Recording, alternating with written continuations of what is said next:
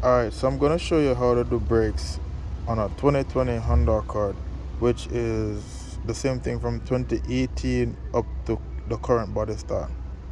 Alright, so on the rear here, I'm gonna cheat a little bit because I don't have my toolbox where I'm at.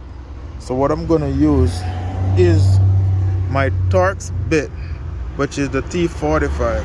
It fits perfect inside there.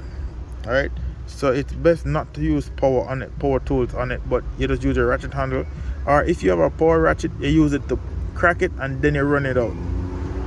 Same, you do both top and bottom. You put it here, put it here. People that does Mercedes have a similar, it's pretty similar to a Mercedes. You're gonna release this first, put a screwdriver, you pop this up, do it on both sides, and then you crack this, crack that. You take your time and wiggle it wiggle it off. When you get it off, there's a plug here you need to unplug.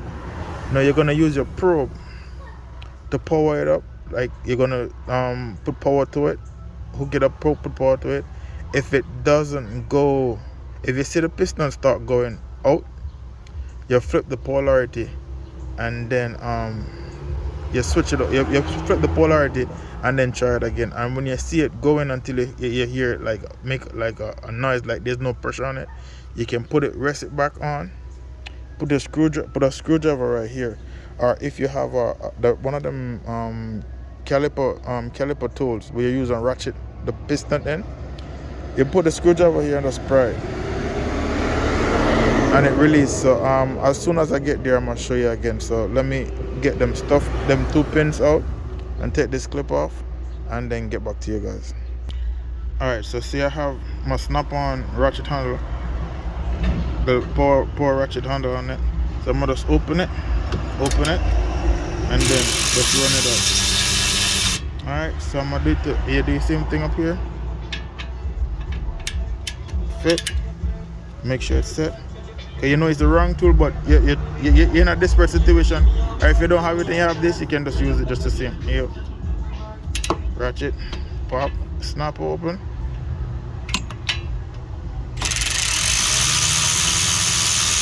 Alright, you just rest off for a bit. Screwdriver. See, put that to the side. Now you can use a screwdriver. I have a gimbal, but I can't find it. So the gimbal would have helped me nice. You know, if you back these out a little bit. Same here. Just rest the screwdriver here and push it up. It's out. Then, see, get it up.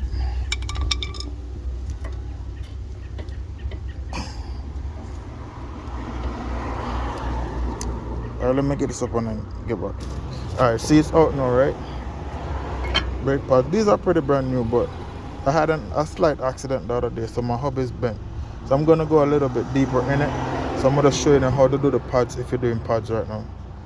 So this, you gotta press this in, and then it's easier if you push it forward. Either 2 hands to do the strap. So you're right. Alright, I'm gonna do it off camera. So you squeeze it forward, but you're gonna use your both hands, squeeze this forward, press this down, and it just slide right off. Alright, so see, you have the 2 pins inside. I think this side is alright, so the piston is in, but the right way how to do it is to put the ground right here and then put the power to the round side, and then you keep doing it until you see the piston start spinning. When you see it start spinning, you can stop, and then you put your screwdriver in it. You put your screwdriver, your flat screwdriver, and pry it. You're good. Your piston go all the way in. But it's good to put a pad. You see, I put a pad there, and you just pry it out, and it push the piston all the way in. Alright, so in the back, you're going to use your 17mm. You pull this bolt and this bolt, and you get the bracket off. Alright, to get to the rotor if you're doing your rotors also. So now the bracket off. Now it's time to pull this screw here. Mine is easy because, as you can see, the rotors are brand new because I changed it before. So this is gonna be easy for me, but for some people, what you can do is lock a vice grip here or right here, and when you're turning this, you turn it and pull it, but you gotta get the screw out. Alright, so I'm gonna rest one hand here and hold this, and then I'm gonna use my impact screw gun. Alright, so I'm gonna rest one hand on here and then use the impact screwdriver and pull this. So now I have the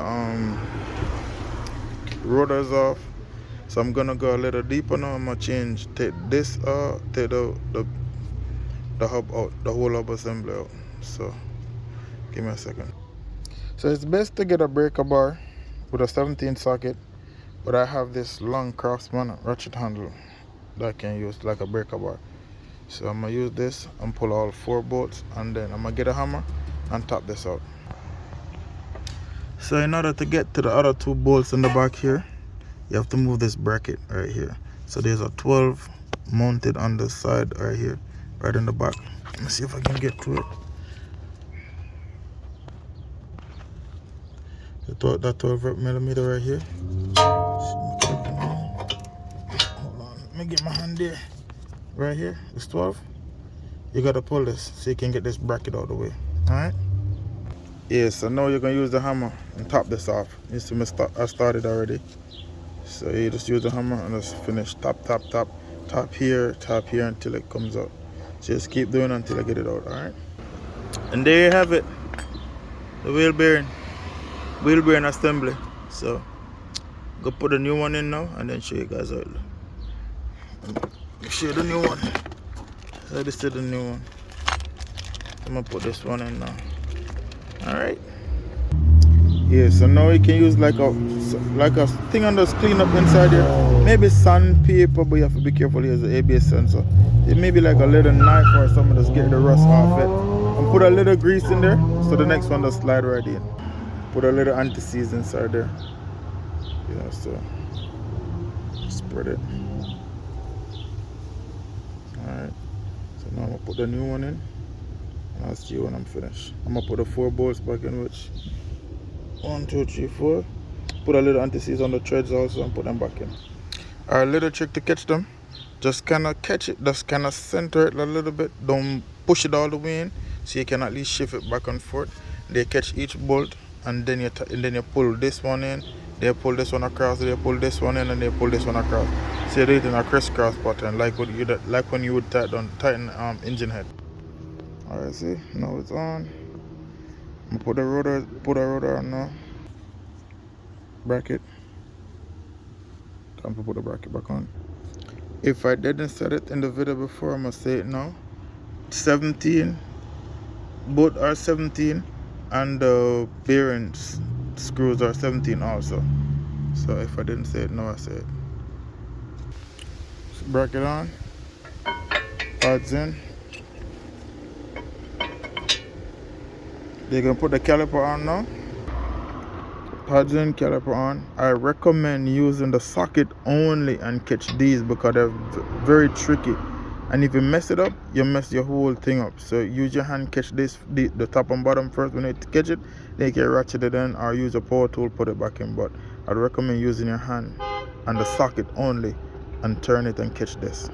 So you see. Alright, so use your hand with the socket and catch it. Once you catch both of them, you can do whatever you want to do after that. You can either use your power tool or your ratchet handle. Once you catch it with your hand, you're good. Oh, remember to put your 12 back in. The 12 in the back here. The one under here. Under here, the 12 millimeter. Remember to put it back in. Alright, the little trick. Put this here first. Wedge it like that. Then you push that in the hole and then you pry this forward. It's that easy. One hand. And now you plug your, I always like to plug this in last, so you plug your caliper in. Yeah guys, so when Now you plug finish your you stuff can go in. inside the vehicle, pull the e-brake and it reset the Tug whole on it, make system. sure it's in. So That's thanks it. for watching. Like, share, subscribe. Thanks again. Finito.